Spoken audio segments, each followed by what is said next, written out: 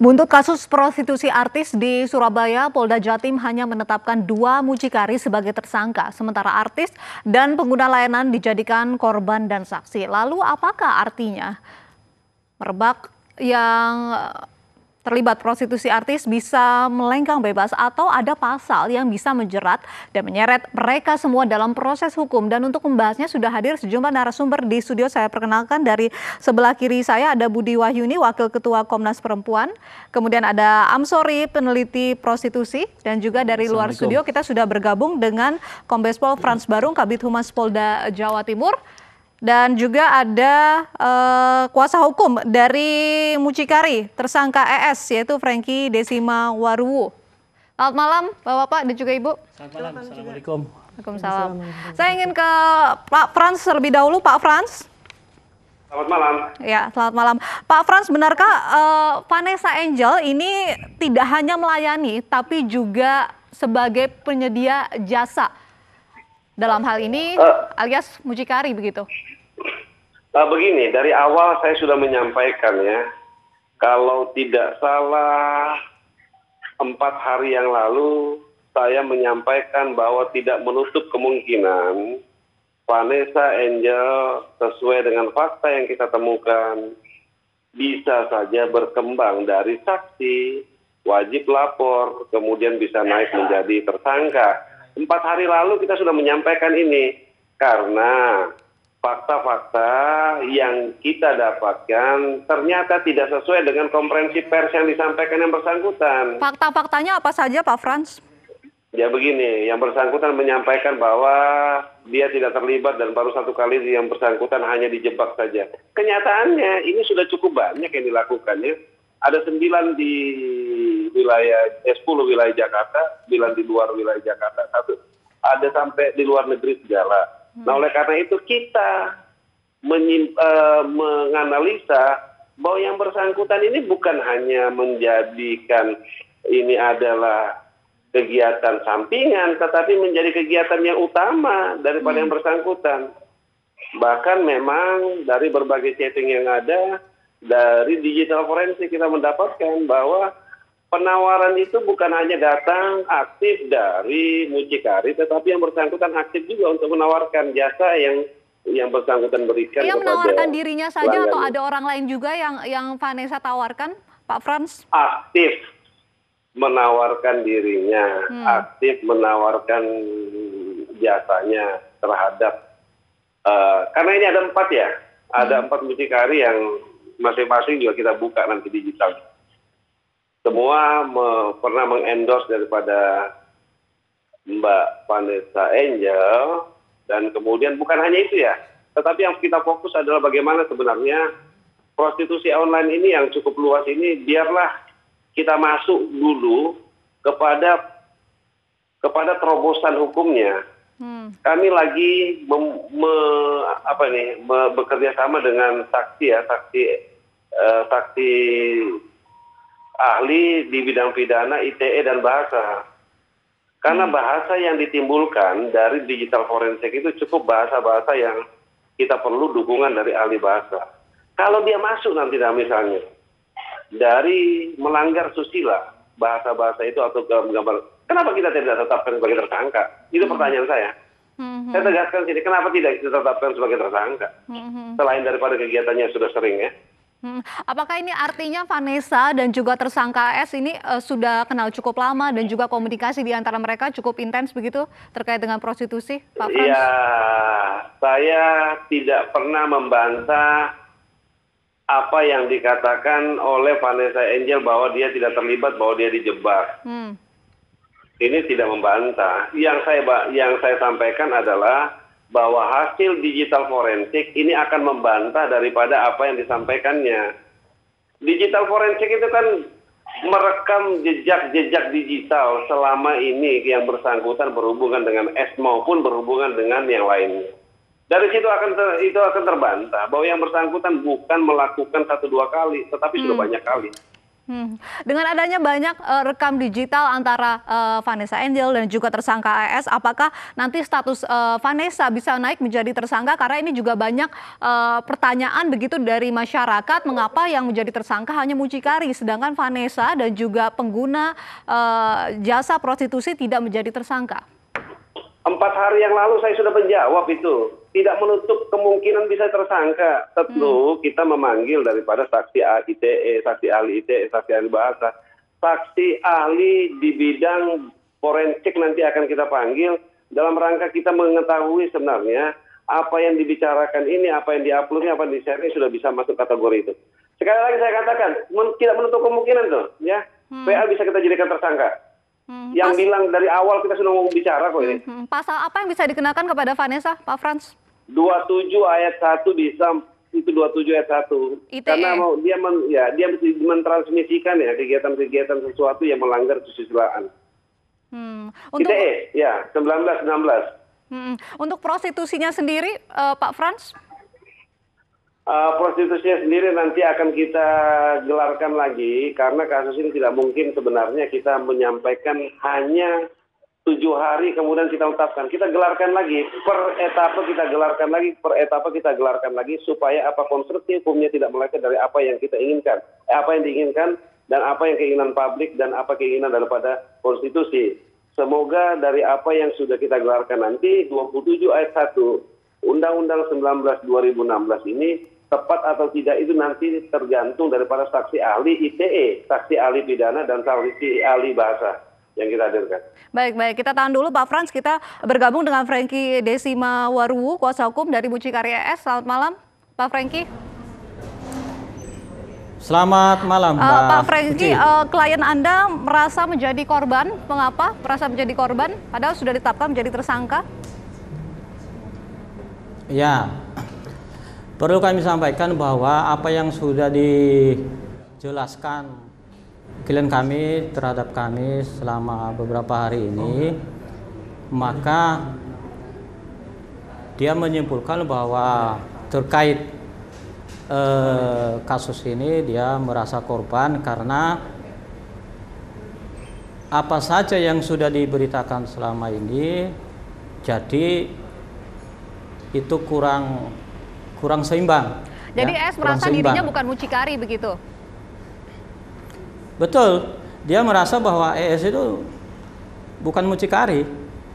Tapi sudah ada bukti rekam digital forensik bahwa ada transfer yang cukup intens antara Vanessa dan juga ES. Itu kan ada transfer, tapi transfer itu transfer apa dulu? Ya, kami kan masih belum tahu. Ya, menurut penyampaiannya kepada kami selama ini bahwa transfer itu kan merupakan hasil-hasil daripada kerjasama dalam bisnis yang lain, bukan hubungannya dengan prostitusi ini. Lalu untuk transfer 80 juta, terus kemudian ditransfer ke Vanessa 35 juta, itu untuk apa? Itu kan klien kami belum menjelaskan untuk apa itu. Ini kan kami masih menggali ya. Karena setiap kali ketemu dengan klien kami ini kan waktunya sangat sedikit sekali. Seperti tadi malam itu kami ketemu hanya kurang lebih 30 menit. Beberapa hari 2 hari yang lalu juga hanya 20 menit. Jadi kami akan gali terus apakah sesuai fakta-fakta yang menemani terjadi. Vanessa Angel untuk apa pengakuannya ES? Ya, menurut pengakuannya bahwa FA pada saat itu ada acara MC di Surabaya dan ada seseorang yang menelpon ES untuk menemani di Surabaya. Siapa yang menelpon? Yang namanya VTZ itu. Jadi dia itu mucikarinya begitu? Siapa itu yang mencari? Yang tadi ada sebutkan, yang menelpon. Oh, yang VTZ itu. Ya? Itu mucikarinya ya, begitu?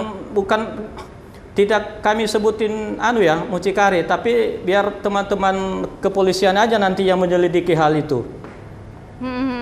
Alurnya yang diceritakan seperti apa? ES berhubungan sama Vanessa, lalu kemudian ke Surabaya untuk apa? Apa yang diceritakan oleh ES kepada tim pengacara? VA ini kan sudah kenalan mereka 1 tahun yang lalu. Itu kan berteman. Tetapi pertemanan dalam hal ini bukan sesering mungkin ketemu, tidak setiap hari, tidak setiap minggu. Tapi kan jarang mereka ketemu gitu loh. Nah, pada saat acara itu ya ada yang namanya VTZ itu telepon ke klien kami untuk menemani VA ke Surabaya dalam acara MC, begitu. Baik. Saya ingin ke Pak Frans. Pak Frans, apakah VTJ yang disebutkan oleh pengacara dari ES ini salah satu dari 2 DPO yang saat ini dalam pengejaran? Teknis penyidikan itu tidak mungkin saya sampaikan ke ruang publik ini karena kita memang masih menggelar di lapangan. Apa yang sudah disampaikan tadi sah-sah saja, memang pengacara klien membela kliennya. Sah-sah saja pengacara mendapatkan informasi dari kliennya seperti itu. Tetapi sekali lagi kita katakan bahwa ini bukan barang baru ini. 2013 yang bersangkutan sudah bekerja ini. Dan 2017 pengakuannya. Loh, kalau memang nanti saksi ahli, ada saksi yang kita pertemukan, ini sudah jelas. Tadi malam saya sudah di salah satu narasumber sudah menyatakan, Pak, itu tolong disampaikan ke ES supaya terbuka aja dari sama-sama saya kok bekerjanya itu sampai penyampaian daripada Pak Abbas ya. Robi Abbas menyampaikan seperti itu. Iya. Nah, kami hanya menyampaikan saja dalam waktu dekat memang Robi Abbas kita panggil dalam rangka menguatkan penyidikan kita. Segala sesuatu yang dibangun opini sah-sah saja. Mempengaruhi opini publik sah-sah saja. Tetapi fakta sekali lagi ya akan kita tampilkan. Digital forensik belum selesai ya, baru 20%. Nah, saksi ahli yang lain juga belum selesai. Akan nanti kita sampaikan hal-hal yang baru yang berkaitan dengan kasus ini, yang sesuai dengan fakta. Nah, kalau memang apa yang disampaikan oleh pengacara itu seperti itu, bahwa Erwin Angel bukanlah mucikari, monggo. Tetapi juga dihormati juga bahwa ada fakta lain juga yang menyangkutkan bahwa yang bersangkutan sudah bekerja jauh sebelum 2017 pengakuannya. Nah, ini sudah ada saksi yang bersama-sama dengan yang bersangkutan. Satu, sudah ada juga apa yang sudah dia sampaikan bahwa apa yang menjadi klien saya adalah kliennya juga, kliennya S. Berarti ini kan ini adalah suatu perjalanan yang panjang. Dan mohon maaf, kita membuka yang namanya digital forensik ini nanti sampai hal-hal yang sifatnya katakanlah itu mengganggu daripada mengganggu yang namanya etika sosial. Nanti akan kita lihat. Kalau ini memang tidak pantas kita buka, itu tidak pantas kita buka. Tetapi kalau pantas saja kita buka apa yang sebenarnya menjadi chattingnya ini. Bahkan apa yang sudah disampaikan kita buka 20% tadi ya sudah ada yang vulgar kok. Dan sudah disampaikan oleh ahli. Itu chatting antara Vanessa dan juga ES, Pak Frans? Yes, sudah nggak pantas. Baik. Kita tahan dulu Pak Frans, Pak Franky. Saya ingin ke Amsori. Amsori, ini banyak pihak begitu masyarakat yang mempertanyakan mengapa pelanggan dan juga pelaku prostitusi tidak menjadi tersangka dan saat ini statusnya masih menjadi saksi korban. Ya, apakah memang tidak ada begitu payung hukum yang bisa menjerat kedua pihak ini? Sebenarnya kasus prostitusi ini memang kasus yang lama. Saya dulu meneliti tentang Jakarta Undercover misalnya, atau di Jogja Sex in the Coast. Bahkan di Surabaya dulu kasus misalnya Doli yang dibubarkan. Namun kasus-kasus tersebut sebenarnya, dan di Aceh mempunyai perda sendiri yang namanya Konun Jinaya. Itu mereka kena, bahkan di perda DKI pun ada aturan mainnya, itu menyatakan bahwa pengguna maupun pekerjanya itu kena. Bahkan di Tangerang pun ada yang memfasilitasi, termasuk hotelnya kena juga. Nah, sanksi-sanksi hukum inilah yang tadi benar kalau bilang dari pihak kepolisian, sebelum membuat seseorang sebagai subjek hukumnya, itu harus diteliti dulu unsur-unsur pidananya ada enggak kesalahan. Nah, memang dalam hal ini pihak kepolisian sangat berhati-hati dalam menetapkan seorang sebagai tersangka. Karena apabila unsurnya tidak ada, akan memberikan sebagai statusnya sebagai tersangka sebelum menjadi saksi, itu nanti pihak polisian akan kena pra-peradilan, bahkan bisa dilaporkan melalui propam. Unsur kehati-hatian dalam hal ini karena ada rasa kemanusiaan, seseorang itu katakanlah ada prinsip kehati-hatian dalam menetapkan seorang tersangka, tidak menutup kemungkinan pengguna jasa PSK yang dulu namanya wanita tuna PTS lah ya, wanita sekarang menjadi pekerja seks komersial, yang mana kalau dibicara tadi Pak polisian itu sudah sebagai mata pencahariannya, bahkan dilakukan unsurnya itu ada kebiasaan. Kalau bicara kebiasaan itu kan dilakukan bukan hanya sekali, namun dilakukan berkali-kali sehingga menjadi hukum atau tabiat lah. Nah, unsur pencaharian dan mata pencaharian tadi dengan menerima bayaran itu sudah masuk unsur kategori sebagai tersangka. Dan kalau misalnya unsurnya dilakukan, pasalnya apa yang bisa dikenakan? Di KUHP ada. Kalau bukan hanya sebagai mucikari, penerima jasa, fasilitas dan sebagainya, ada juga unsurnya tadi sebagai mata pencarian yang menerima pembayaran atau dia sebagai yang melakukan sebagai kebiasaan tadi. Pak Frans mengatakan bahwa yang akan dikenakan adalah pasal 27 ayat 1 Undang-Undang ITE, bukan kasus prostitusinya sendiri. Kalau begitu? Prostitusinya sendiri memang pembuat undang-undang, kesukaan DPR lah. Pada saat itu, misalnya Undang-Undang 27 tadi, ada unsur distribusi, apakah pendistribusian tersebut masuk dalam elektronik atau tidak. Ada juga menjerat pasal tentang perdagangan wanita, perdagangan orang, human trafficking lah katakan ya, perdagangan manusia. Nah itu juga terjerat juga seperti itu. Atau lebih khususnya lagi, bicara hukum ada lex specialis, derogat lex generalis. Lebih khususnya lagi, meskipun tadi pernah dilakukan di DKI, berarti kena perda DKI. Nah, kalau misalnya di Surabaya saya kurang tahu, mungkin ada perda di Surabaya, lebih khususnya jadi lagi hukum untuk lokus daerah deliktinya, begitu. Betul. Perda daerah yang mengatakan seperti itu. Baik, saya ingin ke Pak Frans. Pak Frans, ini sudah ada 2 DPO terkait dengan kasus prostitusi online yang menjerat artis ini. Apa peran kedua orang ini? Barterisasi ya Mbak, ya empat-empatnya itu semua adalah merupakan empat-empatnya itu adalah mucikari semua. Jadi tapi kalau ini dikatakan ada bahwa misalnya kuncinya ada di 2 orang ini, Pak. Ya, saya minta beras misalnya yang warna kuning. Nah, warna kuning beras yang ada pada saya, yang biasanya ada pada saya, ternyata tidak ada, kita menawarkan nanti beras yang warna merah, ungu, yang mungkin ada di kawan saya. Jadi mereka berempat ini sebenarnya adalah stok penjual jasa yang ada padanya, yang mereka saling barter. Nah, ini oleh karena itu kenapa kita dapat ini? Salah satunya dari digital forensik itu. Nah, digital forensik kan orang boleh mengatakan saya tidak terlibat seperti Vanessa kemarin, saya tidak ini, tidak. Tapi digital forensik mengatakan bahwa Anda pernah ke luar negeri kok, Anda pernah ke kota ini kok, Anda pernah kota ini. Sudahlah, pihak-pihak yang mengatakan dengan itu kita tunggu saja nanti.